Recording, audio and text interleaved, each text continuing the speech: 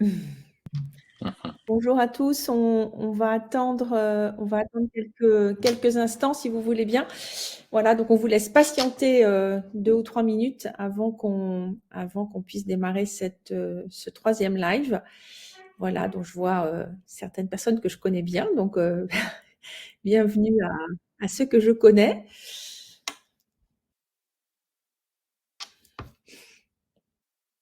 Bon, c'est un peu dur de faire des lives, Hélène, au retour des Ouais. vacances. Voilà, à 17 h le lundi, quand il faut déjà vider sa boîte mail, répondre à tous les messages de vœux. Voilà, c'est pas forcément idéal en termes de date, mais bon, on a déjà quelques participants. On va attendre. Vincent, tu es d'accord pour qu'on attende 1 ou 2 minutes, tu veux bien? Mais évidemment, bonjour tout le monde, et puis avec plaisir, on attend. Voilà, je vais peut-être allumer la lumière, parce que j'ai plus de lumière.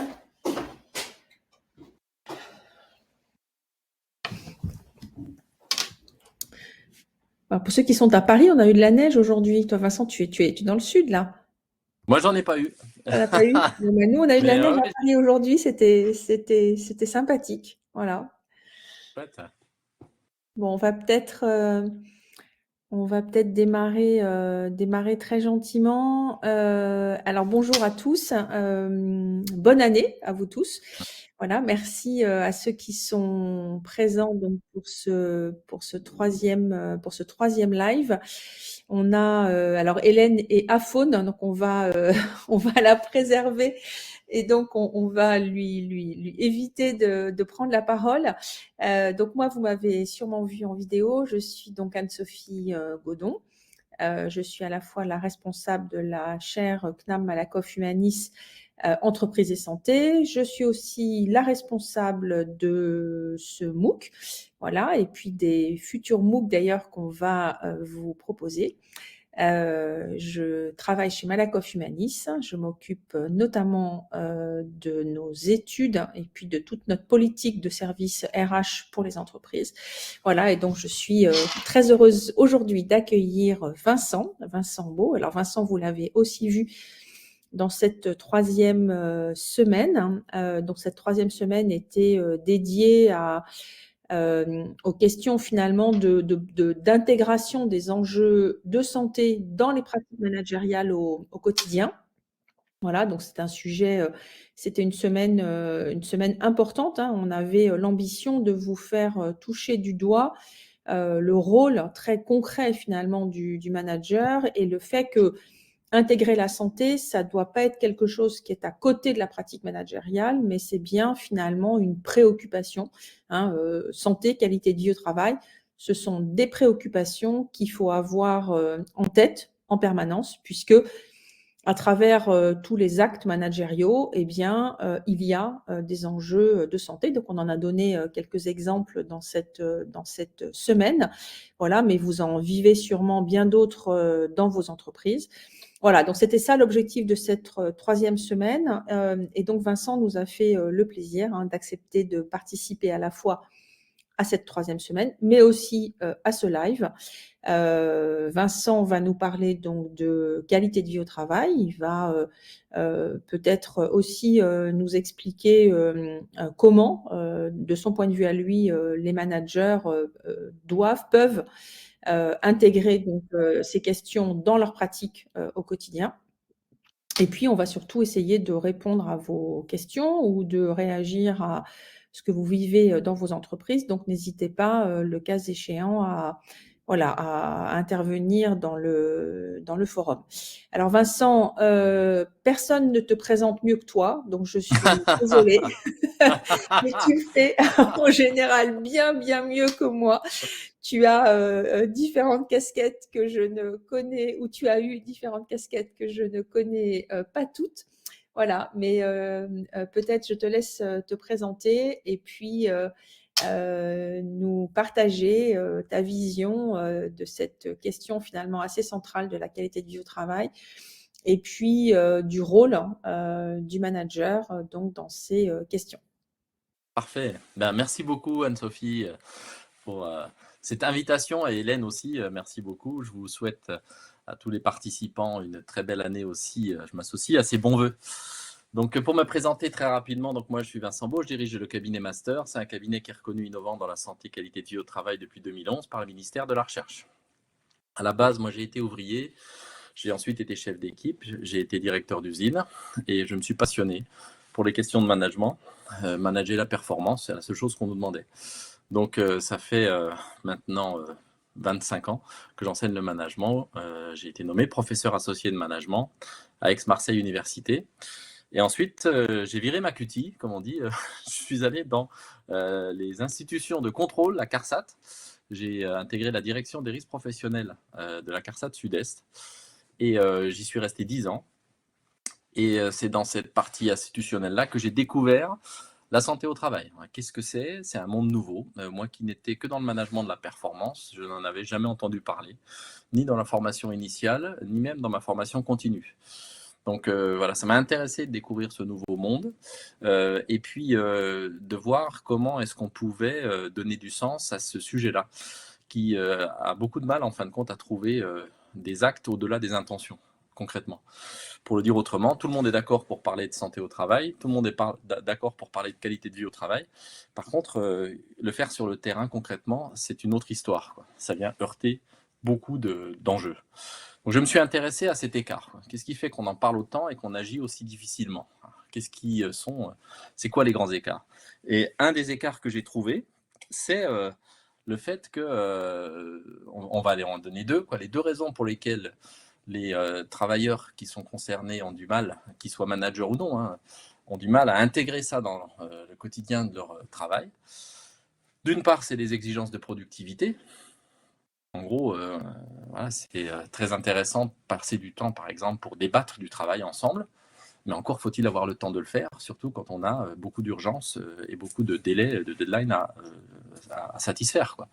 Donc voilà, c'est le temps de le faire, c'est les moyens de le faire, au regard des moyens qu'on dépense pour répondre aux exigences du client. Et deuxième obstacle, entre guillemets, qui m'est apparu assez évident, c'est que ce sujet, en tout cas c'était beaucoup comme ça l'est encore beaucoup, le sujet de la santé au travail en particulier, c'est un sujet où on parle beaucoup à la place des gens.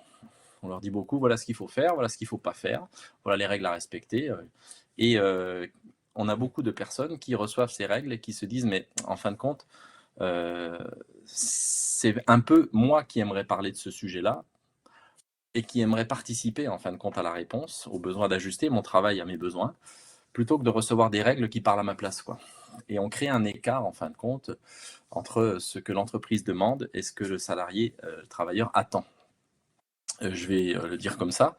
Vous avez par exemple le droit à la déconnexion qui symbolise beaucoup ça, et il y en a plein d'autres, hein. C'est-à-dire que tout le monde parle du droit à la déconnexion, tout le monde dit que c'est important de se déconnecter, on a des règles, des chartes de bonnes pratiques qui existent sur le droit à la déconnexion, et au bilan, les gens ne se déconnectent pas, hein. Et il y a une grande question autour de tout ça, c'est arrêter de parler de ce droit, par exemple, à la déconnexion à la place des gens, en les rappelant, par exemple, à leurs règles, à leurs obligations, mais écouter ce qu'ils ont à dire pour pouvoir participer à cette maîtrise de la connexion numérique qui est la leur, quoi. Écouter ce qu'ils ont à dire de leur charge de travail, par exemple, ou de l'organisation de leur travail. Donc voilà. Comment est-ce qu'on peut faire pour relier ces deux pôles, franchir ces obstacles entre les intentions de la santé, de la qualité de vie au travail et les actes? Ça m'a passionné. Et c'est en faisant avec les salariés, en déclenchant des démarches participatives, en engageant le débat sur la façon dont les gens font et vivent leur travail, que depuis 25 ans, je me suis éclaté en fin de compte à découvrir ce sujet sous cet angle-là. Donc voilà, ça c'est mes 10 années d'institution, puis derrière la création de mon cabinet il y a 15 ans, 14 ans, pardon. Master, c'est un jeu de mots un peu foireux, le nom de mon cabinet, j'ai pas trouvé mieux, ça veut dire management de la santé au travail par l'écoute et la réponse. Donc vous voyez, j'ai mis dans le cœur de l'ADN de mon cabinet cette dynamique-là. Et j'ai tellement envie que ce sujet grandisse, aille bien plus loin que mon petit cabinet, que j'ai écrit un bouquin qui s'appelle La QVT, en finir avec les conneries, et que j'ai même créé une fondation pour lancer un grand projet sur ce sujet-là cette année. Et c'est un sujet qui nous passionne et nous unit avec Anne-Sophie. Donc voilà, j'ai fini ma présentation. Voilà un peu, j'envoie ça vite parce qu'une heure ça passe vite, quoi, mais voilà un peu ce que j'ai fait et d'où je viens. Merci Vincent. Est-ce que déjà, vous avez des questions? Est-ce que dans vos entreprises, vous avez des sujets qui vous posent des problèmes, ou est-ce que je peux me permettre de poser à Vincent une première question et donc de lui peut-être demander de nous dire finalement ce qu'il entend par qualité de vie au travail, parce que on en parle finalement beaucoup. On a parlé de santé au travail, on sait qu'on parle beaucoup aussi de qualité de vie et de conditions de travail. Et finalement, je pense qu'il y a déjà un premier écueil qui est de clarifier finalement le champ lexical. Donc Vincent, est-ce que tu peux nous dire rapidement finalement ce que toi tu mets derrière la qualité de vie au travail et en quoi c'est aligné ou pas aligné finalement avec les définitions largement utilisées sur le sujet? C'est une excellente introduction, Anne-Sophie. Déjà se mettre d'accord sur le sujet, de quoi on parle pour pouvoir en parler derrière, parce que de là tout découle. Alors, si vous voulez bien, je vais commencer par parler du début. C'est-à-dire, c'est pas la genèse, hein, mais voilà. Au commencement, il y avait la situation de travail. Au commencement, il y a le travail. C'est le premier pavé que j'aimerais qu'on pose ensemble. C'est-à-dire qu'il y a les personnes qui sont dans leur situation de travail et elles effectuent ce travail sous certaines conditions. Donc, ce sont les conditions de travail. Donc, la façon dont chacun d'entre nous travaille, cette façon d'être et d'agir dans nos situations de travail, c'est le point de départ de toute situation d'emploi, de travail. Donc ça, au départ, il y a la situation de travail. Cette situation de travail, c'est un moyen que l'entreprise a pour atteindre les objectifs qu'elle se donne. Donc en gros, elle va nous donner des objectifs, elle va nous donner des outils. Voilà. Donc voilà. Donc on va avoir des conditions de travail qui vont être propres à chacun, chacune d'entre nous pour pouvoir atteindre les objectifs qui nous sont donnés. Donc voilà, premier élément, c'est tous les individus, toutes les personnes qui sont en situation de travail. Et l'entreprise, parmi les objectifs qu'elle doit atteindre, il se trouve qu'elle a un objectif extrêmement élevé, dont on lui parle peu ou pas bien, ou partiellement. Il se trouve qu'il y a un article du Code du travail, qui est le 4121-1 du Code du travail, et qui dit quoi? Qui dit que l'employeur protège la santé physique et mentale des travailleurs. Donc, c'est-à-dire que la responsabilité de l'employeur, ça a été établi en 2002, c'est de protéger la santé physique et mentale de ses travailleurs.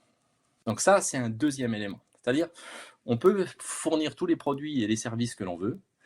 Il y a ce devoir, cette responsabilité qui pèse sur les épaules de l'employeur de protéger la santé physique et mentale. Donc ça, c'est un élément super important à poser ensemble. Physique et mentale. Et ça vient d'une définition de ce qu'est la santé au travail par l'OMS et l'OIT, l'Organisation mondiale de la santé et l'Organisation internationale du travail. L'OMS et l'OIT ont défini ce qu'était la santé au travail. Et elles ont dit quoi? Je fais vite parce que je veux passer du temps à répondre à vos questions. Hein. Mais voilà, l'OMS et l'OIT ont dit quoi? On dit voilà, la santé, c'est un état de bien-être physique, mental et social. Donc 3 composantes, physique, mentale et sociale. Et c'est ça l'objectif qu'on donne à l'employeur quand on parle de sa santé physique et mentale. Pourquoi? Parce que ces 3 composantes, hein, le bien-être physique, le bien-être mental et le bien-être social, sont indissociables. Toute personne qui a sa santé au travail atteinte verra les 3 composantes de sa santé qui vont être affectées. Quand je me mets le doigt dans une porte, j'ai ma santé physique qui est atteinte par le doigt qui est écrasé. J'ai aussi ma santé mentale qui est atteinte par la douleur, par les conséquences de cette douleur. Et j'ai aussi mon bien-être social qui va être affecté parce que je vais peut-être plus pouvoir travailler tout de suite, plus pouvoir travailler comme avant. Et le groupe, qui est le mien, mon équipe, va réagir à cette atteinte. Donc à chaque fois, vous voyez, les 3 dimensions de la santé, le bien-être physique, mental et social, vont jouer chaque fois que la santé va être affectée à quelque travailleur que ce soit. Donc voilà, ça, l'objectif de l'employeur, c'est de faire en sorte que cette santé physique, mentale et sociale, qui s'est traduite en Code du travail par la santé physique et mentale, donc cette santé physique et mentale soit respectée, ne soit pas atteinte, voire même soit développée par le travail. Donc voilà, ça, c'est l'objectif qui pèse sur l'employeur. Et pour faire ça, il faut qu'ils comprennent bien déjà ce concept. Par exemple, je cite tout de suite une première dérive, c'est que parfois, on a des employeurs, et ils ne l'ont pas fait tout seuls, hein, c'est parce que notre société la comprend comme ça, parce que des consultants les comprennent comme ça, parce que même des institutions l'ont compris comme ça, ont compris que la santé physique pouvait se dissocier de la santé mentale, par exemple. Et ont envoyé l'employeur en disant, allez-y, occupez-vous de toutes les fois où les salariés se font mal physiquement, par exemple en cas d'accident du travail, Et ensuite, quand on aura fini ça, peut-être on s'occupera de la santé mentale. Vous voyez, on a des fois disséqué complètement ce concept de santé dans des chambres séparées, alors qu'il fait chambre commune. Donc la santé, ça s'approche toujours globalement. Chaque fois qu'on a mal, on a mal physiquement, mentalement, socialement, si on veut se le dire en accéléré. Et l'employeur, il doit s'assurer que quoi qu'il demande à ses salariés, à ses travailleurs, cette santé qui est la leur n'est pas affectée, n'est pas atteinte. Il doit la protéger. Donc ça veut dire quoi? Ça veut dire qu'au-dessus du socle du travail et des conditions dans lesquelles on le fait, des conditions de travail, l'employeur va mettre un deuxième moyen. Il doit mettre un moyen pour atteindre cet objectif de santé au travail. Ce moyen, ça s'appelle comment? C'est la prévention des risques professionnels. Donc il va mettre en place des outils, des compétences, des ressources pour prévenir les risques professionnels. Et ça, c'est le deuxième étage. Vous voyez, il va poser ça sur le travail tel qu'il s'exerce. Et la prévention des risques professionnels, si on veut la décrire très vite, c'est quoi? C'est la prévention des risques d'atteinte à la santé physique et mentale. Voilà, c'est ça. C'est-à-dire tout ce que l'employeur va faire pour que les salariés ne soient pas atteints dans leur santé physique et mentale, puisque c'est toujours le physique et le mental qui vont réagir si la santé est atteinte. Voilà. Donc ça, un deuxième bloc de moyens, de compétences, de ressources. Donc on va dire ça comme ça, c'est un résumé, oui, mais qu'est-ce que l'entreprise fait? Elle donne du travail, et dans ce travail, elle met en place la prévention des risques professionnels pour que la santé physique et mentale ne soit pas affectée. Un bloc et un autre. Et comment est-ce qu'on fait tourner ces deux blocs pour aller de toujours vers le mieux? Le travail et les conditions de travail exposent les travailleurs à des risques, voilà, des risques qui peuvent être techniques, liés aux outils de travail, mais ça peut être des risques qui sont aussi liés à l'organisation du travail, la charge de travail, les relations au travail, ou la projection dans l'emploi, ce qui s'appelle les risques psychosociaux. Donc en fait, l'employeur va faire quoi? Il va regarder ce qui peut encore blesser les travailleurs dans leur exercice du travail, et il va faire en sorte, à partir du moment où il identifie des risques, de les prévenir par une dynamique simple. Je remonte les problèmes, donc les risques, je les évalue, quels sont dans mes unités de travail, parmi tout ce qui peut les blesser, physiquement et mentalement.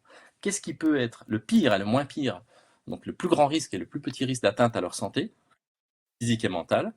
Donc il va évaluer les risques, et après avoir évalué les risques dans chaque unité de travail, à la comptabilité, en production, chez les commerciaux, enfin quelle que soit l'unité de travail, eh bien, de cette évaluation, il va s'en servir pour agir par le haut. Voilà. Dans cette unité-là, je vais commencer par le pire des risques et chercher des solutions pour le prévenir, et ensuite j'irai au moins pire. Donc le deuxième bloc, c'est le bloc de la prévention. C'est ce que l'entreprise fait. Donc voilà, deux blocs de base sur les moyens de l'entreprise. La façon de travailler et la façon de prévenir les atteintes à la santé au travail qui se parlent en fin de compte, qui s'alimentent les uns les autres. Et derrière, après ce que l'entreprise, l'employeur doit faire, il y a ce que l'employeur obtient. Et ça, on change de monde là maintenant. C'est plus ce que l'entreprise fait, l'employeur fait, c'est ce que l'entreprise obtient. C'est-à-dire les résultats qu'elle obtient. Et le premier résultat que l'employeur doit obtenir, on l'a dit en introduction, hein, il doit obtenir un bon niveau de santé physique et mentale. Donc ça, c'est la responsabilité qui pèse sur ses épaules. Donc il va faire de la prévention à partir des situations de travail, il va faire de la prévention, comme on l'a vu, et derrière, il va mesurer, parce que c'est un résultat, on le mesure, il va mesurer l'état de santé physique et mentale de ses travailleurs. Et comme on le voit, l'article du Code du travail est très précis là-dessus. Quand il parle du 41-21, de protéger la santé physique et mentale, il introduit quelque chose qui est en fait assez énorme. C'est-à-dire qu'il dit aux entreprises, cet article, vous devez avoir une égalité de traitement entre la santé physique et mentale. Il n'y a pas de hiérarchisation. Allez d'abord sur le physique, les accidents du travail, et ensuite, voyez si les gens se font mal autrement. C'est pas du tout comme ça que c'est écrit, pensé, parce que conceptuellement, ça ne peut pas être autrement. Donc, ce que l'employeur obtient, c'est ce qu'il doit mesurer, c'est est-ce que mes salariés ont un bon état de santé physique et mentale. Il y a deux façons de mesurer ces résultats-là. C'est des données qui remontent, d'atteinte à la santé physique particulière par les accidents du travail, d'atteinte à la santé mentale, par exemple, par des accidents du travail qui sont d'origine, qui sont issus des risques psychosociaux. On peut avoir des indicateurs de santé au travail qui remontent des médecins du travail, qui vous disent, moi j'ai remarqué qu'on avait tant de salariés dont la santé mentale avait été directement atteinte par leur travail. On peut avoir des reconnaissances par la voie exceptionnelle de maladies professionnelles en tant que troubles psychosociaux. Donc on peut avoir, vous voyez, sur ces 2 indicateurs de santé au travail physique et mentale, des données qui remontent de professionnels de santé directement, mais on peut aussi avoir des indicateurs indirects. Par exemple, quelque chose que Anne-Sophie connaît par cœur, l'absentéisme. L'absentéisme peut dire des choses sur la santé au travail, mais il peut ne rien dire du tout. On peut avoir un absentéisme qui monte pour des questions qui ne sont absolument pas liées à la santé au travail. Mais il donne un foyer d'intérêt. Donc ce n'est pas un indicateur de santé, l'absentéisme, mais c'est un indice qui est intéressant de regarder pour voir si on n'a pas manqué de capturer un indicateur de santé au travail qui soit dégradé. Donc l'employeur obtient un niveau de santé au travail et c'est là que repose sa responsabilité. La santé au travail, c'est sa responsabilité première, physique et mentale. Et je finis par le dernier point, et c'est la réponse à cette question, Anne-Sophie. La QVT, alors, c'est quoi dans ce dispositif-là? La QVT, ce n'est donc pas le travail. La QVT, ce n'est pas la prévention des risques, ce n'est pas ce que l'on fait. La QVT, ce n'est pas non plus la santé au travail, c'est-à-dire la mesure de l'état de santé des travailleurs par des professionnels de santé. Alors, si ce n'est pas tout ça, qu'est-ce que c'est? Eh bien, c'est une question qui est super intéressante, enfin, qui m'a passionné parce que la QVT, en fin de compte, est sortie dans le champ de la prévention suite aux scandales qui se sont déroulés sur les suicides professionnels en 2009-2010. Et on a dit justement aux entreprises, débrouillez-vous de faire quelque chose. Et je vais faire vite, parce que je ne veux pas prendre trop de temps, mais les entreprises ont été précipitées pour faire autre chose que prévenir les accidents du travail. Les suicides professionnels ont dit aux entreprises, à l'État, à la société, qu'il n'y avait pas que les accidents du travail qui pouvaient blesser les salariés, qu'il y avait autre chose qui se passait, que ce n'était pas juste avec leurs outils de travail qu'ils pouvaient se blesser, par exemple. Et c'est là qu'on a été récupérer une donnée de santé. Cette donnée de santé, on est allé la chercher dans la définition, on a dit c'est tout ce qui est mental et social alors, qui n'est pas qui s'est produit dans ces boîtes-là, c'est des atteintes à leur santé qui est venue par l'organisation du travail, qui est venue par les relations au travail, qui a tout dégradé. Et donc on a créé un concept de risques psychosociaux qui était mal fait, puisqu'on a confondu les risques psychosociaux et les troubles psychosociaux. Donc on a mal défini ce qu'étaient les risques psychosociaux, au lieu de définir les risques psychosociaux comme on l'a fait juste avant, comme tout ce qui, dans l'organisation du travail, dans les relations au travail et dans la projection dans l'emploi, tout ce qui pouvait atteindre à la santé physique et mentale, c'est ça les risques psychosociaux, on a confondu les risques et les troubles. Ce qui fait qu'aujourd'hui, les employeurs, quand on leur parle de risques psychosociaux, ils ne disent pas tiens, qu'est-ce qui dans mon organisation au travail, qu'est-ce qui dans mes relations au travail, ou qu'est-ce qui dans la projection dans l'emploi déconne. Ils se disent tout de suite qui est-ce qui est en burn-out, qui est-ce qui va se suicider et qui est-ce qui va m'envoyer en prison. On voit tout de suite les conséquences parce qu'on a confondu la cause et les conséquences. La QVT, elle est sortie de cette espèce de grand mélange, cette grande précipitation sur ce scandale des suicides professionnels, et elle a été mal définie, et on l'a définie comme un moyen, en fait. On a dit, la QVT, oui, ça a été défini comme ça, par l'accord national interprofessionnel de 2013, on a dit la QVT, c'est tout ce qui permet d'améliorer les conditions de travail. On a même dit en faisant attention à la performance de l'entreprise. Donc, on a confondu la QVT et la prévention des risques professionnels. On s'est servi du mot QVT, qui était un mot des années 70, qui n'était pas du tout dans le champ de la santé au travail jusqu'à là, pour pouvoir positiver les RPS, en fait. On a dit, les employeurs ont dit, je ne veux pas dire que j'ai des risques professionnels, des risques psychosociaux, chez moi, je veux dire que je veux améliorer la qualité de vie au travail. Voilà. On s'en est servi comme d'une espèce d'esquive pour ne pas aller vers cette grande confusion. Et donc la QVT... Oui, pardon. Non, vas-y, parce qu'il y avait une question qui t'était posée et j'en avais une deuxième à te poser, mais finis peut-être ton propos. Excuse-moi, je pensais que tu... Oui, merci, c'est moi qui suis trop loin, Sophie. Et donc, la QVT, ce n'est pas ce que l'on fait, on l'a vu tout à l'heure, ce que l'on fait pour améliorer les conditions de travail, c'est la prévention des risques professionnels, la prévention des risques d'atteinte à la santé physique et mentale. Donc la QVT, qui a été mal embarquée, pris là-dedans dans des enjeux qui étaient assez politiques, assez contrariés, voilà, il fallait lui redonner sa place. Et c'est ce que j'ai fait dans mon bouquin. Je suis allé chercher si l'Organisation mondiale de la santé avait défini ce qu'était la qualité de vie sur Terre. Pourquoi ? Parce que en fait, la santé au travail est issue de la définition de l'OMS de la santé sur Terre. La santé au travail s'est inspirée de la définition de l'OMS quand elle a défini la santé sur Terre. Et j'ai voulu voir si l'OMS n'avait pas défini la qualité de vie sur Terre pour pouvoir trouver un concept qui trouve sa place dans cet échiquier-là et qui soit solide. Et je l'ai trouvé. Et donc la qualité de vie sur Terre a été définie par l'OMS comme la façon dont les individus perçoivent leur situation, leurs conditions de vie sur Terre au regard de ce qu'ils en attendent. Donc si on veut le dire assez rapidement, ça veut dire quoi? Ça veut dire que la qualité de vie sur Terre, c'est la façon dont nous sommes tous, ou pas, satisfaits de l'endroit, très largement, où nous vivons, et des conditions dans lesquelles cet endroit se présente à nous.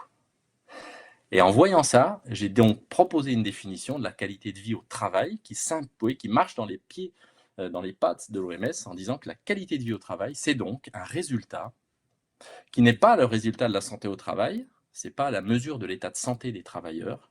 La qualité de vie au travail, c'est donc la perception que les travailleurs ont de leurs conditions de vie au travail au regard de ce qu'ils en attendent. Voilà.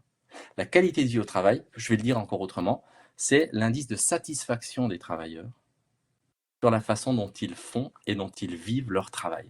Et vous voyez, il y a un décrochage, ce n'est pas la santé au travail. La santé, ça se mesure par des professionnels. La qualité de vie au travail, ça s'adresse à des travailleurs en leur demandant s'ils sont satisfaits de la façon dont ils vivent leur travail. Et il y a 5 champs qui sont 5 questions à poser pour pouvoir évaluer le niveau de qualité de vie au travail. Est-ce qu'ils trouvent que leur travail a du sens? Premier champ.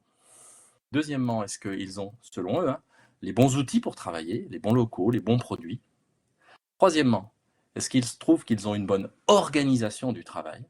La planification du travail, les ressources, l'organisation des tâches, la charge de travail, la coopération des services les uns avec les autres, les équilibres vie pro, vie perso, tout ça c'est l'organisation du travail.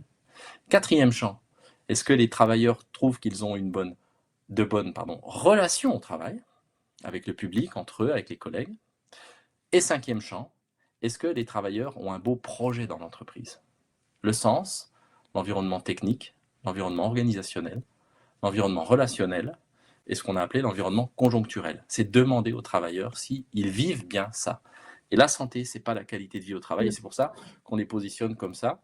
Et cette définition-là a été reprise, à ma grande surprise et puis ma grande joie, a été reprise justement par un groupe de travail de l'OIT qui a souhaité reclarifier tous ces concepts et qui a repris ces concepts que j'avais mis dans mon livre. Cette brochure s'appelle Entreprise mondiale et bien-être au travail. Donc voilà, vite reposé, le travail, la prévention des risques professionnels, ce qu'on fait, la santé qu'on obtient par des professionnels de santé physique et mentale, et la QVT qui est la satisfaction que les travailleurs ont de la façon dont ils font ou vivent leur travail.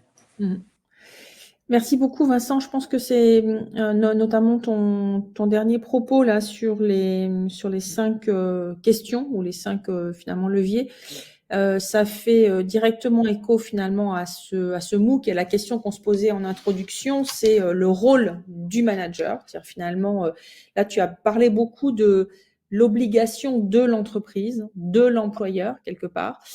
Et donc, je voulais te poser une première question, c'est comment cette obligation, elle descend sur les managers? Alors après, il y a Jean-Philippe qui a une question que je trouve très intéressante, on va y répondre juste après, mais comment finalement, tu vois, comment le manager, il perçoit ou pas, ou il se sent responsable ou pas de cette obligation, tu vois, qui, comme tu l'as dit, finalement, s'impose d'abord à l'entreprise et à son chef d'entreprise. Donc, je pense qu'il y a déjà, tu vois, ce premier sujet-là, nous, on le voit dans toutes les entreprises et je pense que tu l'as vu aussi.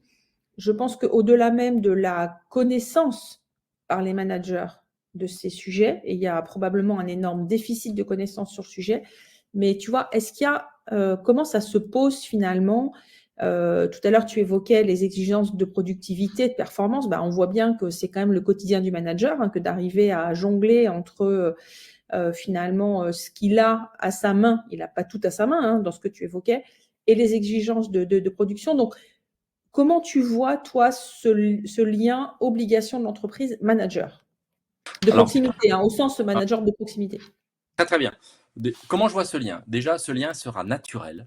On va dire ça comme ça, on va se mettre un peu dans l'entreprise fiction. C'est ce qu'on pousse à ce qui se passe.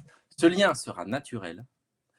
La culture de l'entreprise comprend, épouse et adopte cette vision.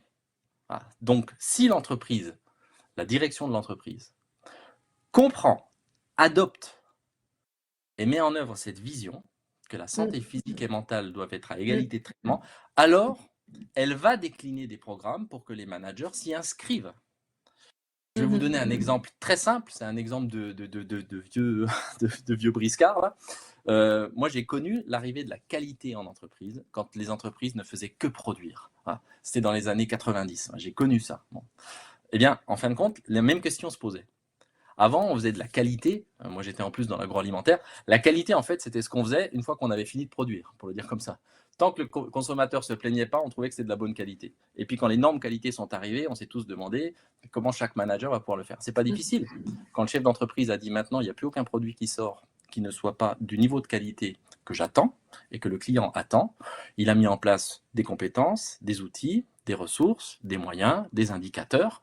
Et puis, les entreprises ont intégré dans leur management. Et aujourd'hui, il n'y a pas une entreprise où un manager ne rentrerait pas sans qu'il comprenne tout de suite, dans la culture de la boîte, qu'on ne peut pas produire sans garantir un niveau de qualité. Et donc, pour répondre à cette question, je pense que cet accrochage pourra se faire tout aussi bien entre les managers et la direction de l'entreprise quand la direction d'entreprise aura adopté, aura compris et adopté complètement, pleinement cette vision-là. Elle saura faire. Le problème, c'est qu'elle ne l'a pas adoptée. Le problème, c'est que les entreprises se regardent toutes en se disant tout ce qui est accident du travail, on va se challenger là-dessus sur la composante physique de la santé. Par contre, tout ce qui est santé mentale, on en a fait un truc à part et on se regarde tous en chien de faïence en disant on met des prescriptions, on met des règles qui souvent protègent plus l'employeur que les salariés et personne ne bouge. Ce qui fait que quoi ? Quand l'entreprise n'a pas accroché cette vision, n'a pas adopté, n'a pas poussé, ce qui est le cas aujourd'hui de la majeure partie des boîtes, cette vision globale de la santé, eh bien, en fin de compte, qu'est-ce qui reste au manager pour pouvoir en faire malgré tout ? Très souvent, dans les entreprises qui sont très accidentogènes, les entreprises de la chimie, du BTP, les managers comprennent tout de suite, par exemple, qu'ils ne peuvent pas produire sans rendre des comptes sur les accidents du travail. Donc, oui, on a un élément de culture de la santé au travail, qui est les accidents du travail, qui rentrent tout de suite dans leur modèle managérial. Donc, il y a quelque chose qui n'est pas complet qui arrive. Mais cette vision globale, quand elle n'est pas portée par l'entreprise, la seule solution pour un manager d'y arriver, c'est de la prendre à son compte. Soit parce qu'il n'y a rien, il n'y a aucune culture santé sécurité au travail, donc soit parce qu'il n'y a que l'accident du travail et la santé physique qui comptent dans cette boîte dans laquelle les managers rentrent.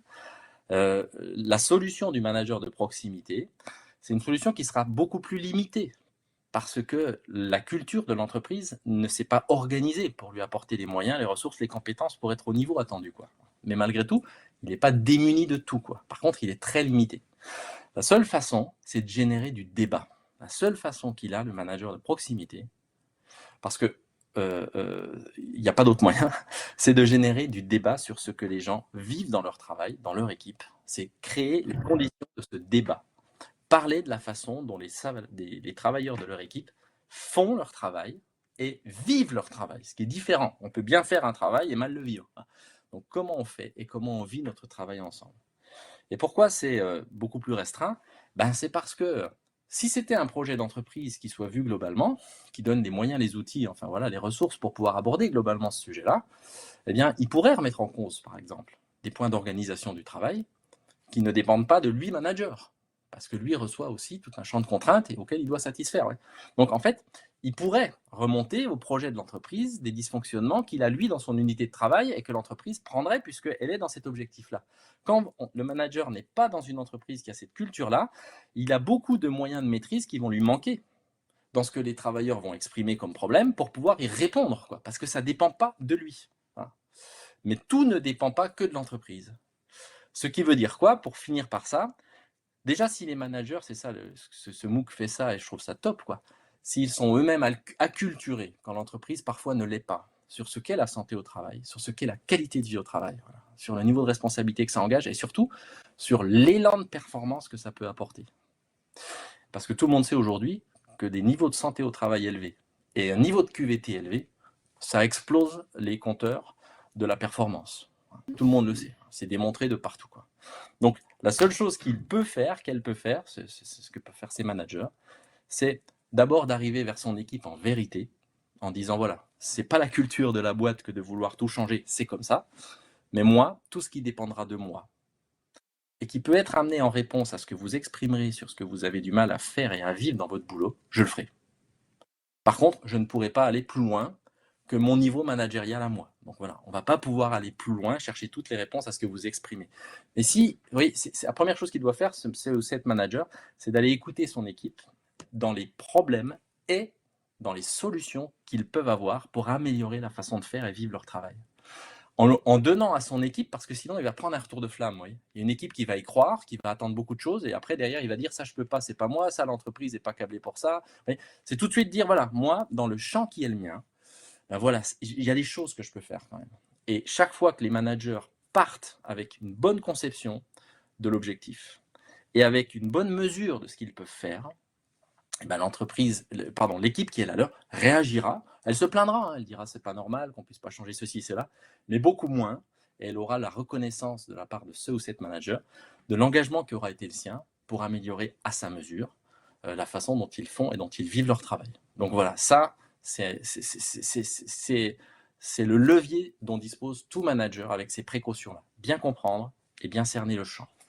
Ouais, et tu évoquais aussi en introduction tout à l'heure finalement la mobilisation de l'intelligence collective pour régler aussi ce qui peut être réglé par le collectif de travail. Donc, je pense que c'est aussi un autre levier à la main du manager. Alors, il y a beaucoup de questions, enfin, il y a au moins 4 questions qui se sont posées toujours un peu autour du même sujet, Vincent. Oui. C'est qu'est-ce qui fait, alors je te les passe un peu en vrac parce qu'elles tournent autour du même sujet, hein. Si c'est aussi évident que ça, qu'en s'intéressant à la santé, à la qualité de vie et de la performance, alors pourquoi est-ce que les entreprises ne se saisissent pas du sujet? Donc ça c'est quand même une première question. Une deuxième question qui va un peu avec, c'était la question de Jean-François, la question de Jean-Philippe, pardon, sur finalement aujourd'hui, ceux qui suivent ce MOOC sont déjà des personnes convaincues. Donc, comment on fait pour convaincre tous les autres?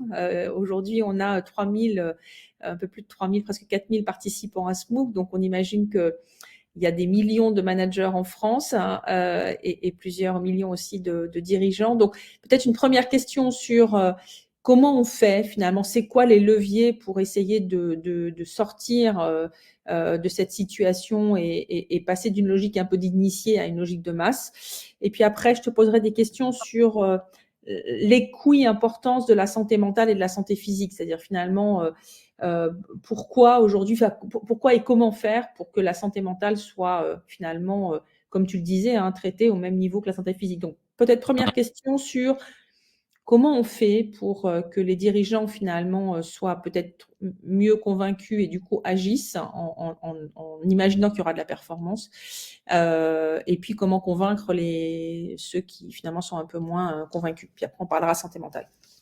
Alors maintenant, comment on fait? Alors, déjà, pourquoi est-ce qu'ils font pas? Alors, les dirigeants sont pas stupides, hein. Ils comprennent très vite, quoi. Déjà, on leur a pas donné les bonnes infos dès le départ. On les a pas formés dans leurs écoles initiales. On les a mal formés dans leur formation continue. Bon, c'est comme ça. Je vais pas refaire toute l'historique du message de prévention qui passe ou passe mal. Mais donc, ils arrivent avec un bagage vide ou incomplet, branché sur les seuls accidents du travail. Donc, si c'est aussi évident, pourquoi ils font pas? C'est une super question, quoi. Si vous me permettez, je vais y répondre de façon imagée. Imaginez qu'on ait 2 restaurants de chaque côté d'une rue, avec 2 patrons. 2 patrons, 2 restaurants. Difficulté de recrutement, vous le savez, donc des comptes qui sont difficiles à tenir, et 2 entreprises qui sont en concurrence l'une avec l'autre. Un des 2 patrons assiste à une conférence et dit mais c'est exactement ce que je veux faire. Je veux atteindre ce niveau-là, et j'ai compris, je vais gagner de l'attractivité. J'en parle sous ton contrôle, Anne-Sophie, aussi. Aujourd'hui, les employeurs, quand il y a 10 ans, ils parlaient de santé au travail, les employeurs disaient coût, et les employeurs disaient responsabilité. Ils disaient coût, ça nous coûte cher, et ils disaient responsabilité, on va se faire planter. Aujourd'hui, j'étais encore avec eux il y a quelques semaines, Les employeurs, quand ils évoquent le nom santé au travail et qualité de vie au travail, ils ne savent pas bien la différence, ils mettent les deux dans le même sac, bon, peu importe. Quand ils parlent santé et qualité de vie au travail, ils parlent, le premier mot qui sort, c'est attractivité. Le premier mot qui sort. Donc ces deux restaurants-là, ben, ils ont un problème d'attractivité, puis on le sait tous. Donc le premier dit, OK, tout me démontre que si j'y vais, eh ben, je vais gagner de l'attractivité, je vais gagner des coûts, je vais gagner de la responsabilité. Voilà. Donc on reprend la question, si c'est aussi évident, pourquoi ils ne le font pas? Alors, qu'est-ce qui va se passer? Ben, qu'est-ce qui va se passer? C'est que ça ne va pas se faire tout seul. Et là, on va arriver et on va dire quoi? On va dire ce qui est établi aujourd'hui. Oui, c'est établi conceptuellement. Je ne peux pas savoir si la santé mentale de mes travailleurs est affectée si je ne les écoute pas. La santé physique se voit, on voit quelqu'un saigner, la santé mentale s'écoute.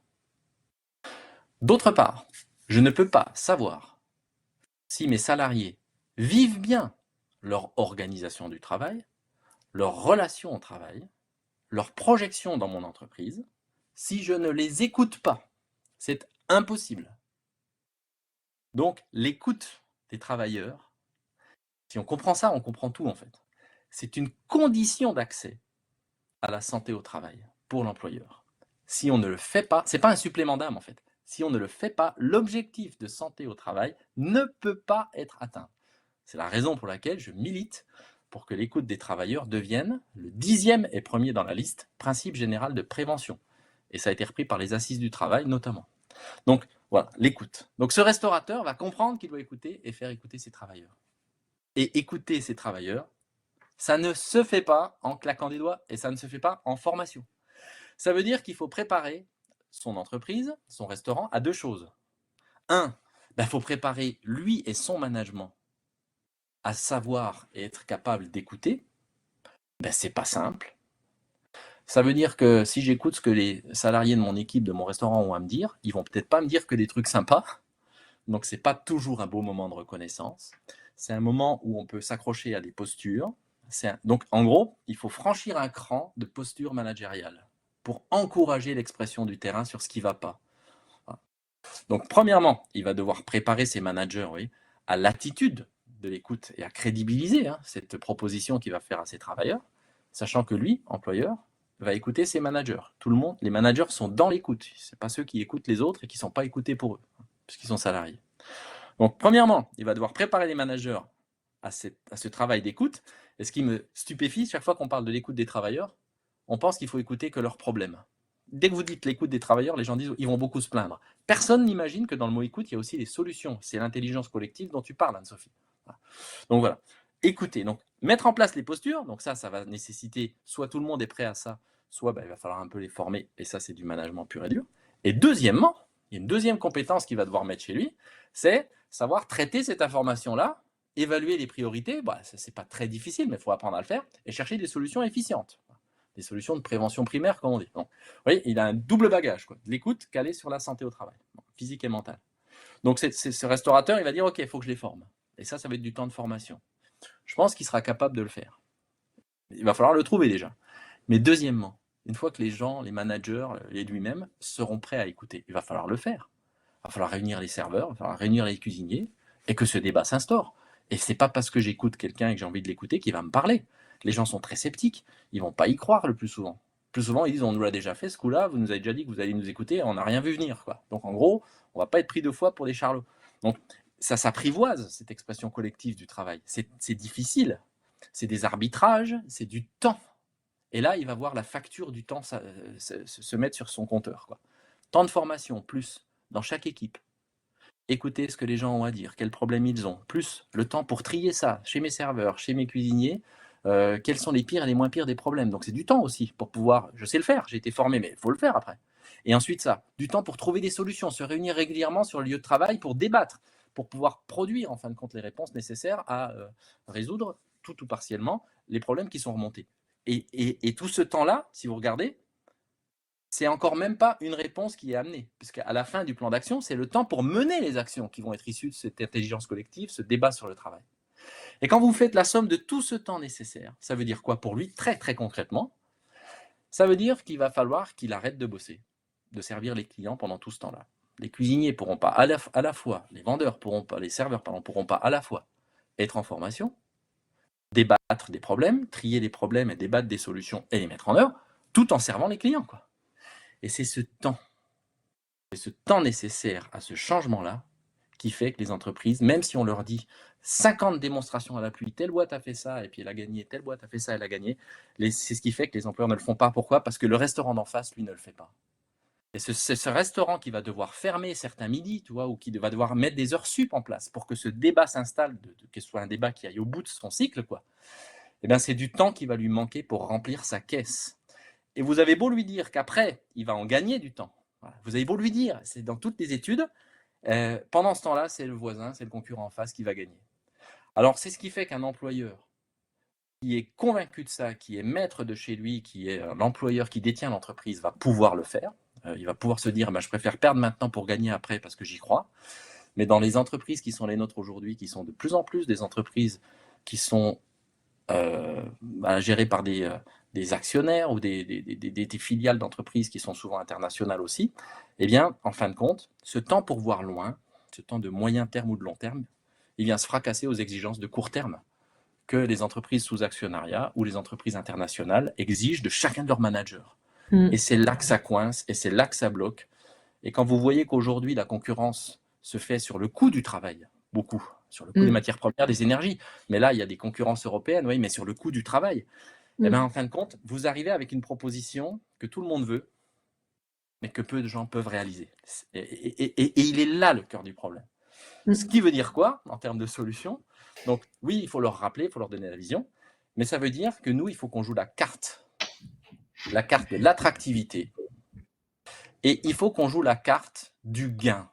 Parce que la santé au travail, quand vous la mettez, vous voyez, radicalement en place, si vous n'apportez pas un gain face à ce coût qu'il faut pouvoir traduire à l'employeur, moi, je lance jamais de démarche santé au travail participative, jamais, sans avoir montré à l'employeur tout ce que ça allait lui coûter en temps, pour pas qu'il s'arrête au milieu. Oui. Et je peux vous dire qu'on perd du monde, hein, entre tous ceux qui veulent et ceux qui se rendent compte, mais ce temps-là, moi, je l'aurai jamais. Je n'aurai jamais le temps dont vous me parlez pour envoyer ces gens en formation, pour les faire se débattre, écouter, évaluer, agir, chercher, se réunir. Voilà. Et c'est pas la peine, on ne pourra pas y aller, quoi. Mais je leur montre ce qu'ils vont investir, hein, donc ça va être la perte, mais c'est de l'investissement. Et ce qu'il nous faut aujourd'hui, c'est poser là-dessus un gain. Et donc, en gros, c'est tout faire pour convaincre l'employeur qu'en commençant cette démarche-là, il va déjà commencer à faire rester les salariés là où ils sont, parce que les salariés qui voient se produire ce changement-là, ceux qui sont dans la boîte, commencent à se dire « j'y crois pas, je crois qu'ils iront pas au bout, mais je suis partant pour rester parce que je note quand même que quelque chose se passe ». Donc ça va garder l'attractivité, pour reprendre ce mot-clé, des gens qui sont en place, et tout de suite, il pourra dire, si c'est très transparent, il pourra dire à ceux qui veulent venir, écoutez, chez moi, ouais, je me suis arrêté, j'ai fait moins de chiffre d'affaires, j'ai pu le faire, et vous m'avez vu fermer quelques jours dans la semaine ces 3 derniers mois. C'était pour améliorer la santé et qualité de vie au travail. Et regardez les résultats qu'on a obtenus, et regardez les solutions qui ont été mises en place. Et c'est pas que moi qui le dis, c'est moi et mes salariés ou leurs représentants.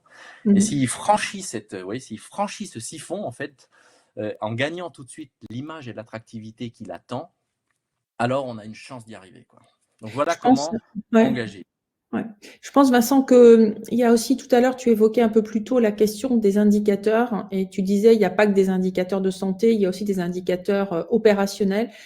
Et je pense que la satisfaction des clients, la perception que les clients ont de la manière dont ces sujets-là sont traités aussi dans ce restaurant, par exemple, ça peut être des éléments qui vont encourager l'entreprise. Donc, il faut avoir une vision finalement assez globale de ces indicateurs. Nous, on voit que quand les entreprises se soucient de l'impact de ce qu'ils font en matière de santé ou de qualité de vie ou la vision, la perception que les clients en ont, alors ça leur donne aussi confiance, tu vois, pour aller plus loin. Alors, on avait cette question de santé mentale, santé physique, mais avant ça, il y a une question très pratique qui a été posée par Stéphanie. Dans ce travail d'écoute des travailleurs, quelle est la place des représentants du personnel?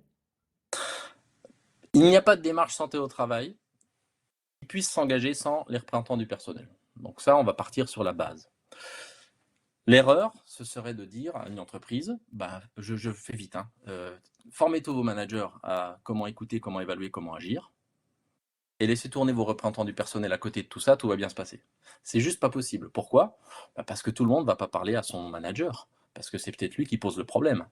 Parce qu'on a des managers, ce serait trop simple, la vie serait trop idéale, ça n'existe pas. On a des managers qui vont filtrer ce qui remonte, qui vont pas vouloir se faire mal voir par les problèmes qui peuvent remonter. C'est un sacré exercice. Enfin, pour le faire depuis 25 ans, je peux vous dire, c'est un sacré exercice, c'est un superbe exercice, mais c'est un sacré exercice. Et il faut des gens qui soient garants de la qualité de la mise en œuvre de cette démarche et qui soient aussi là pour accueillir une expression du terrain qui ne pourrait pas passer par les chaînes managériales. Donc, la place des membres du CSE, ce qu'on a toujours fait, nous, elle est double. Elle est au milieu d'un comité de pilotage pluridisciplinaire de cette démarche, qui doit définir les conditions d'action, qui doit coporter ce message, et qui doit s'assurer, parce qu'ils ont des temps de délégation, que dans les équipes, en parlant aux gens de terrain, managers et non managers, s'assurer que dans les équipes, il y a une expression qui se passe plutôt bien, il y a une évaluation qui se passe plutôt bien, qui n'est pas mise sous couvert, qui n'est pas mise sous cap. Il y a des recherches d'action qui se passent plutôt bien. Donc s'assurer de la qualité, de l'effectivité de la démarche, ça c'est le premier rôle qu'ils ont à jouer. Et le deuxième, c'est remonter à l'employeur, toutes les alertes de non-fonctionnement, de tiens, là, il n'a pas pu écouter les travailleurs parce que ils sont juste en sous-effectif, donc ils n'ont plus le temps. Donc, qu'est-ce qu'on fait, quoi? Donc, remonter les alertes sur la façon dont la démarche fonctionne quand elle a des problèmes. Et derrière, un rôle aussi que je les invite tellement à faire pour sortir de la posture, c'est aussi remonter toutes les fois où ça se passe bien et là où ça se passe bien, quoi. Pas être qu'à mettre le doigt sur ce qui se passe mal, quoi. Et remonter aussi à l'employeur, écoutez, on est allé voir les équipes, celles qui ont été écoutées, là où en sont les évaluations, là où en sont les plans d'action, est-ce qu'ils sont mis en place ou pas, est-ce qu'on nous vend du rêve ou pas, et ça marche super bien ici, quoi. Et qu'ils puissent aussi le dire, quoi, pour pouvoir jouer leur rôle, quoi. Le rôle de garant de la qualité d'une démarche santé au travail en entreprise et d'alerte si elle déconne, en rajoutant celle de moteur, d'encouragement, là où elle marche bien, quand elle marche bien. Donc voilà le rôle essentiel du CSE pour la réussite de la démarche. Vincent, sur la question de importance ou prise en compte des enjeux de santé mentale versus santé physique, tout à l'heure tu disais un truc que je trouve très vrai, c'est que autrefois on passait dans les usines, on voyait tout de suite, finalement la santé physique ça se voit, parce que quelqu'un qui se blesse, qui tombe, qui se coupe un doigt, ça se voit. La santé mentale, ça s'écoute. Comment faire finalement pour que ce soit... Parce qu'en plus, la santé mentale, il y a un autre prisme, c'est que ça renvoie quand même l'image d'un défaut managérial. On voit encore, nous, beaucoup de DRH et de dirigeants qui ne veulent pas parler du sujet parce qu'il y a une forme de remise en cause finalement de la manière dont l'entreprise est gérée au plus haut niveau et par les managers. Donc, est-ce que tu as vu des bonnes pratiques? Est-ce que tu as des idées de comment finalement, au-delà de rappeler qu'il y a cette obligation finalement d'équis prise en compte, mais est-ce que tu vois comment on pourrait faire? Oui, Des outils ou voilà, je sais pas. Alors déjà, on va se dire ça comme ça. Je reprends ce que tu disais, Anne-Sophie. On voyait des indicateurs d'accident, mais on a peur que la santé mentale remette en cause l'organisation du travail. C'est vrai, mais par contre, je voudrais prolonger ça. Les accidents du travail aussi remettent en cause l'organisation du travail. Donc en gros, c'est pas vraiment ça qui est le discriminant entre l'un et l'autre. Donc on ne pourra pas traiter comme on doit le faire. Et souvent, on pense que c'est du franco-français. Ça a été vrai longtemps. C'était le seul code du travail français qui parlait de la santé physique et mentale. C'est plus vrai. Depuis 2022, la Convention de l'Organisation internationale du travail, les droits fondamentaux des travailleurs, un 5e droit fondamental est arrivé, a été produit, qui est des milieux de travail sûrs et salubres, qui inclut le concept même de santé au travail dans cette expression sûr et salubre. Donc en gros, c'est plus du franco-français, c'est de l'international, c'est un objectif international. Donc on ne pourra pas atteindre cet objectif-là de santé physique traitée à égalité avec la santé mentale si on ne remonte pas les problèmes, les troubles liés à la santé mentale. Ce n'est pas possible. Le point alpha, si vous voulez, c'est que la meilleure façon de régler un problème en management, c'est de ne pas le regarder. Donc là, si on veut y aller, il faut que ça remonte. Donc en gros, pour le dire autrement, j'ai fait un article il n'y a pas longtemps là, sur Care News sur la santé au travail, parents pauvres des politiques RSE. Si vous regardez les engagements des entreprises sur leur politique RSE, le seul indicateur qu'elles donnent, c'est des indicateurs d'accident du travail.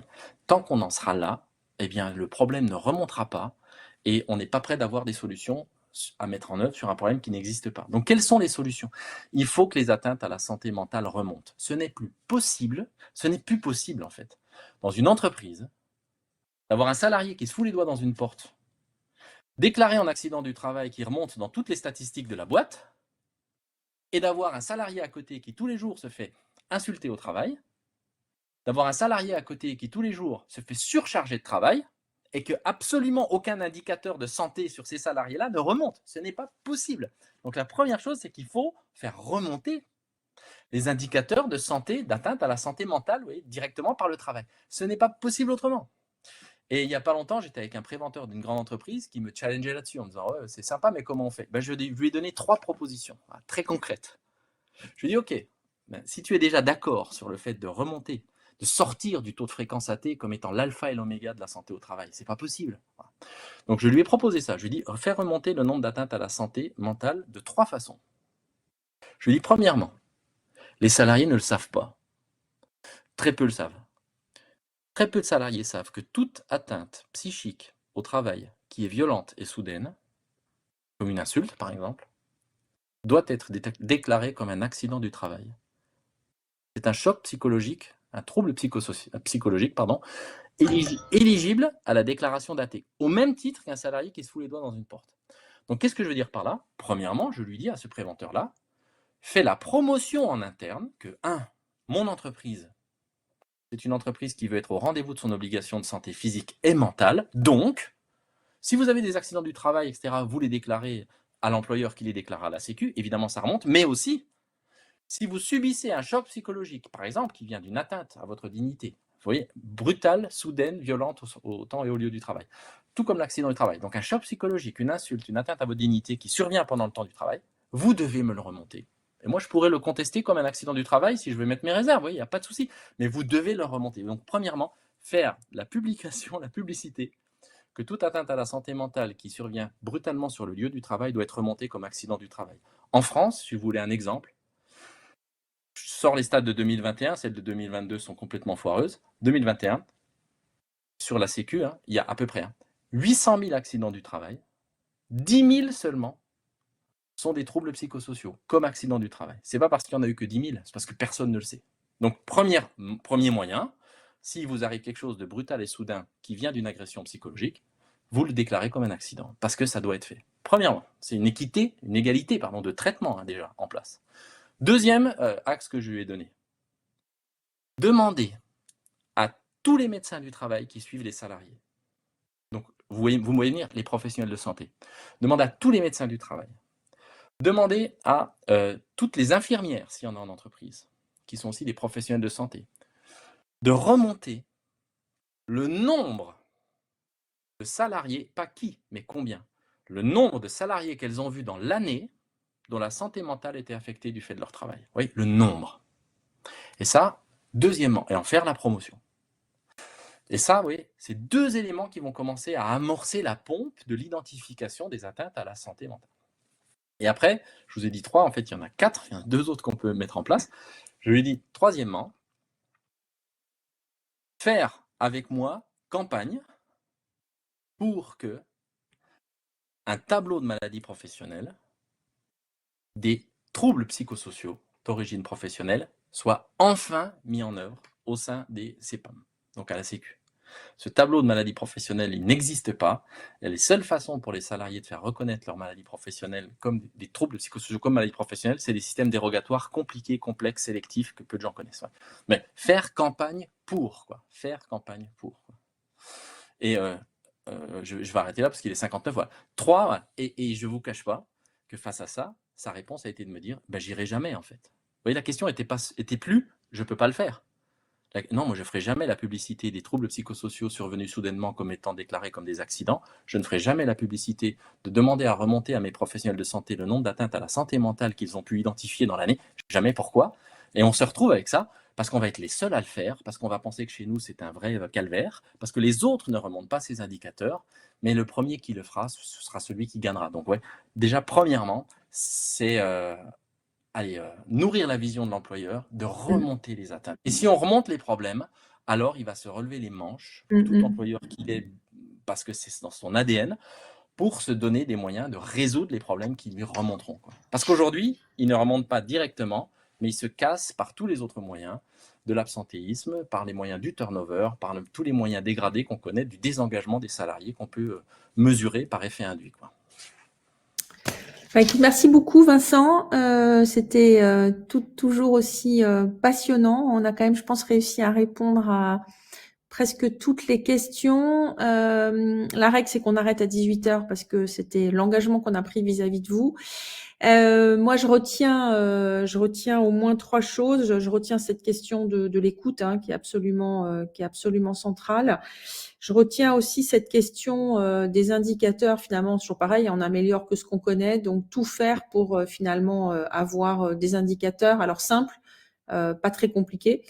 Voilà. Et puis des indicateurs globaux qui vont aussi permettre de voir qu'on est aussi sur la voie de l'amélioration des conditions de travail, mais aussi des conditions de business. Donc ça, je trouve que c'était un sujet passionnant. On a encore beaucoup à faire on a encore beaucoup à faire pour convaincre les uns et les autres.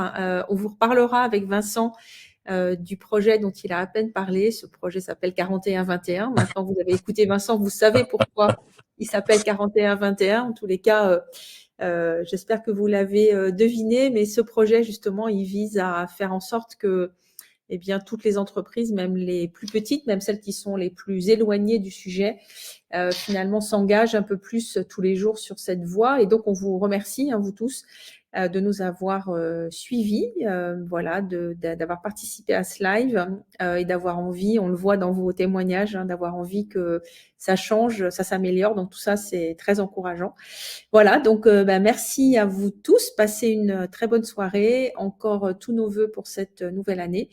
Et on se retrouvera peut-être pour certains donc la semaine prochaine. Alors la semaine prochaine, on parlera de la santé des managers. Donc on voit bien que face aux défis, aux enjeux qu'il y a à régler, la santé, l'énergie sont des éléments absolument clés pour réussir en tant que manager demain.